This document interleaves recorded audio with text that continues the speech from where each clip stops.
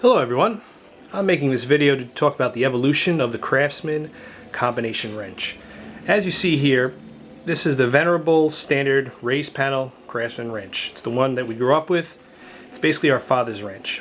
Well, what Sears did to us along the way, unfortunately, was they switched production from the United States to China.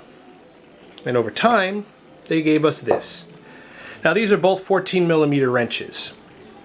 The new ones that are made in China up here also go by the name of lobster claw. Why? Well, if we look very closely, look at the size of the open end. They're both 14mm, but the new one has this giant claw on it.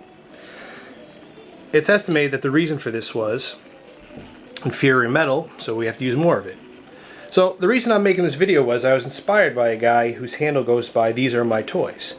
He did a whole series of videos talking about the history of Craftsman and Craftsman ratchets. And along the way he compared some of the American made wrenches along with the foreign made ones, the Chinese ones here. This particular Chinese one is a DAC, so this was one of the early production ones from China. And as you can see, as I said before, giant change. However, I'm kind of a more glass half full kind of guy. I've also added to this comparison a brand new, out of the box, just purchased, AAE production code. These are 2015, unfortunately China made. However, the good news is it's gotten a lot better. As you can see, comparing first gen China to second gen, the head has gotten a lot smaller. It's gotten a little bit thinner on the box end as well. Now granted, it's not quite up to USA spec. Let me put the two of them side by side.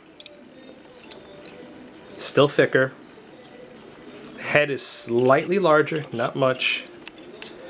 And you can still see on the box end, it's a little bit thicker. So, as you can see, they're not the same, but they're getting better. What I did before was I took a couple of measurements. Now these USA ones are the V and the almost like an A, but it's not quite an A. It's an upside down inverted V. Those were produced from around the 1990s to 2000. So that was my US example.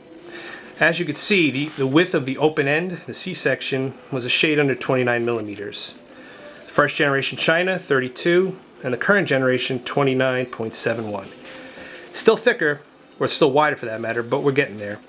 If we look down the thickness at the open end, the USA was 7.03, Fresh Gen China 8.3, and the current production 7.57.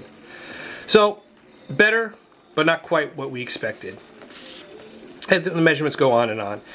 Obviously the US spec ones are the best. They use the least amount of metal to produce the same amount of strength. But the whole point of this video is that yes, it's unfortunate. The wrench we grew up with is no more. But hopefully, over time, the Chinese ones will slowly but surely catch up in quality. We can only hope. On a little side note, a little caveat, for whatever reason, this is a brand new full polish 14mm.